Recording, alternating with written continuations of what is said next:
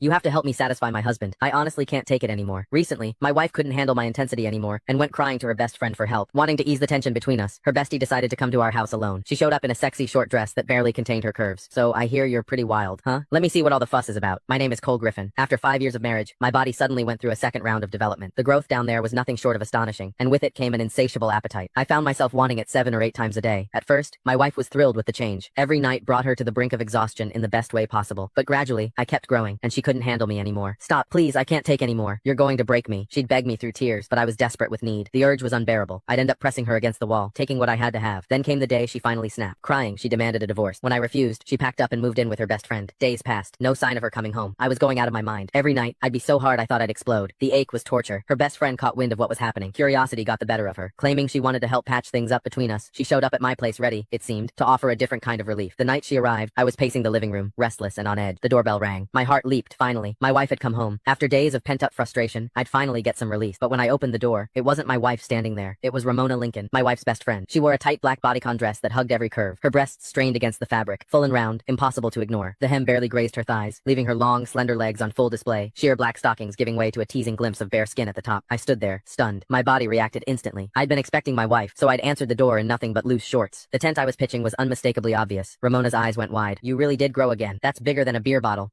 Truth was, Ramona was a woman with unmet needs herself. She was beautiful. Anyone could see that. But she'd married a rich old man. According to my wife, he'd burned through his prime too hard and too fast. Now his body had given out, and he couldn't satisfy her at all. These days, she apparently spent good money on male escorts to fill the void. I motioned her inside. She settled onto the couch, crossing her legs slowly, showing off those red bottom heels, making damn sure I noticed. So what brings you here, Ramona? I asked, grabbing a glass of water and handing it to her. Where's Rachel? She took a sip, then fixed me with a look. You're the reason. You're like a bull on steroids. Rachel's too scared to come home. I'm here to talk some sense into you. You can't keep going at her like that. She's delicate, for God's sake. No woman could handle a brute like you going full force. As she spoke, her chest rose and fell with each word. Those two magnificent breasts moved hypnotically beneath the thin fabric bigger than my wife's, fuller, and I couldn't tear my eyes away. My pulse hammered in my ears. God, I wanted to touch them. I sighed, settling into the chair across from her. It's not that I'm trying to be rough. It's this second development I can't control it. The urge hits me like a freight train. If I don't, at least once a day, the ache is unbearable. Ramona's eyes sparkled with curiosity.